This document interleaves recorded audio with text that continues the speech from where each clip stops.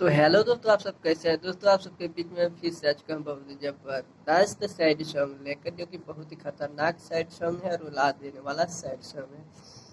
तो चलिए टाइम को बर्बाद ना करते, मुखड़े को शुरू करते हैं।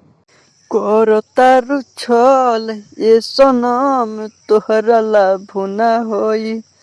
करतारु छल ये सनम तोहरा लाभु ना होई।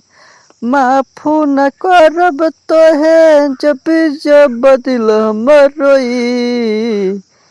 करतारु छल ये सनम तोहरा लाभु ना होई। करतारु छल ये सनम तोहरा लाभु ना होई। इसके बाद फर्स्ट उतरा है तो चलो सुनाते हैं। जेकरा लगैलू भुलाई हो उहो एक दिन तोहके रुलाई हो। कोई के हमसे धोखाबाजी हो लिहलू तू गंगा नहाई हो। जेकरा लगैलू भुलाई हो उहो एक दिन तोहके रुलाई हो। कई के हमसे धोखाबाजी हो लिहलू तू गंगा नहाई हो। तोहरे चक्कर में गम लेके हम कबले ढोई।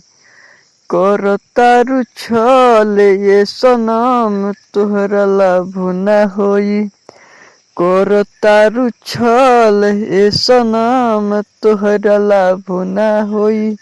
इसके बाद लास्ट उतरा तो चलो सुनाते हैं। बोलो कौन रहे कसूर हो दिलवा के कलू चकनाचूर हो।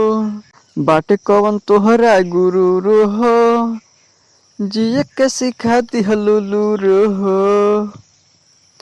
बोलो कौन रहे कसूर हो दिलवा के कलू चकनाचूर हो। बाटे कवन तोहरा गुरूर हो जिए के सिखा दिहलू लूर हो। सिंह मृत्युंजय राणा बुझना चरित्र कोई। खाली जगह पर सिंगर का नाम। करतारु छल ए सनम तोहरा लाभु ना होई।